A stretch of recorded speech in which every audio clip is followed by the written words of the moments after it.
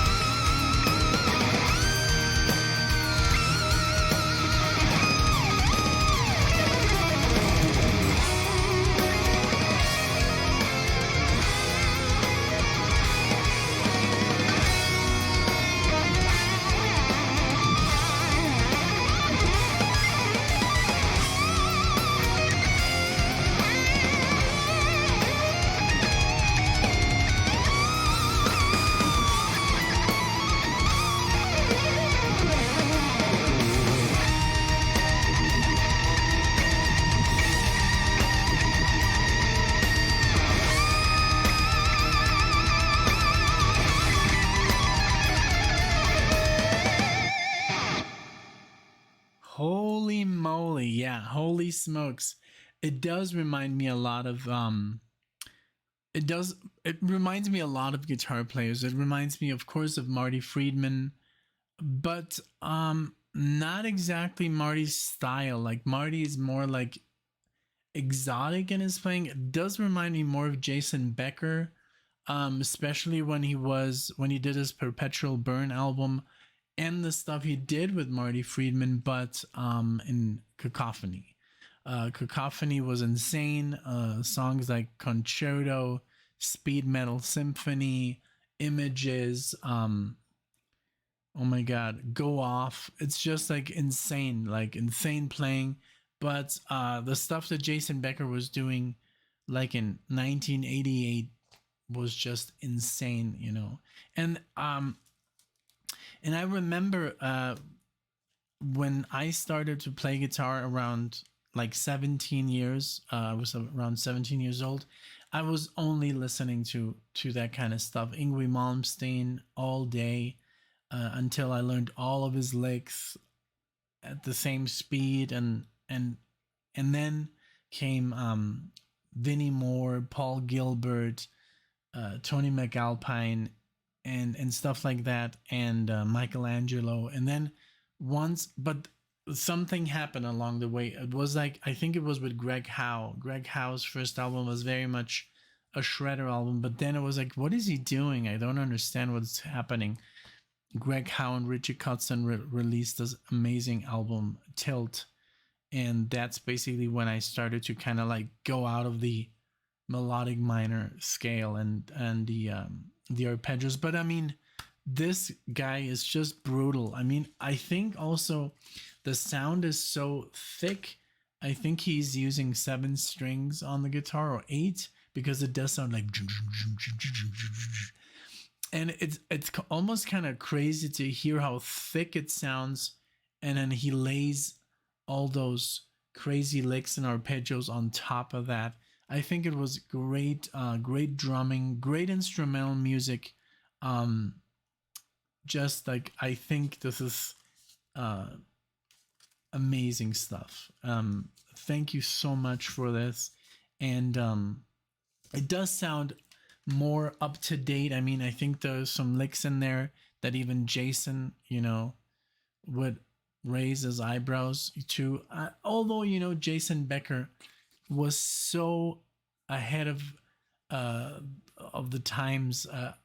I don't know. I can't really compare Jason Becker, because Jason Becker for me is always going to be the most important shredder there ever was and there ever will be, you know, because we will never know what he was capable of, because I mean, his guitar playing unfortunately got cut short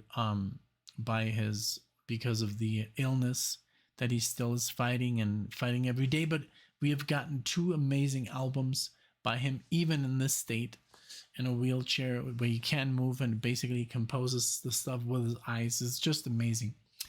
Follow Jason Becker, but also follow you know, Jeff here.